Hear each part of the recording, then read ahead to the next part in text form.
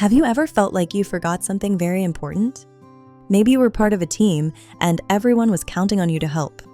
But then, something went wrong because of a small mistake. This happens to everyone. Today, we will learn an idiom called drop the ball to help you speak better English. Imagine my friend Ken.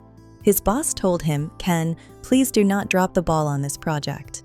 Ken thought his boss was talking about a real ball. He held it very tightly all day. When the ball finally fell, he shouted, "Oh no, I dropped the ball." Everyone stared at him. Poor Ken. He did not know that his boss was using a special English expression. So, what does it really mean? To drop the ball means to make a mistake. It is often used when you fail to do your part of a job or a project. This idiom comes from sports like football or baseball. If a player drops the ball, their team might lose the game. In life, it means you missed an opportunity. Now, let us see the correct way to use it. Sarah and Tom are working together. Tom was supposed to send a report yesterday, but he forgot. He made a mistake. Tom told Sarah, "I am sorry. I dropped the ball." He admitted he failed his task. Sarah understood. They are working hard now to fix the mistake. That is correct usage. Here is example 1. I dropped the ball and forgot to call the client. Example 2. Do not drop the ball on this wedding planning. Example 3. The company dropped the ball by not fixing the website. And example 4. He usually is great, but he dropped the ball this time. How can you remember this?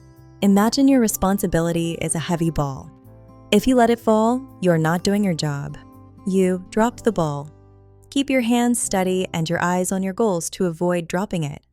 Fun fact, this idiom became popular in the United States in the early 1900s. It reflects how much people value being reliable and finishing what they start. While it started in sports, it is now used in offices all over the world. You will hear this in many movies when a boss is angry at a worker. It has evolved from just dropping a ball to making any mistake. Knowing this history helps you understand why it is such a strong expression. Similar phrases are mess up, slip up, and screw up. Opposite phrases are hit a home run, nail it, or save the day. Related idioms include the ball is in your court, play ball, and on the ball. A common mistake is forgetting the word the. Always say dropped the ball. Also, remember it is not for small accidents like dropping a pen. It is for tasks. Do not use it for very serious things like a tragedy. Use it for responsibilities. If you do drop the ball, saying it out loud shows you are taking responsibility. Quiz time. What does drop the ball mean?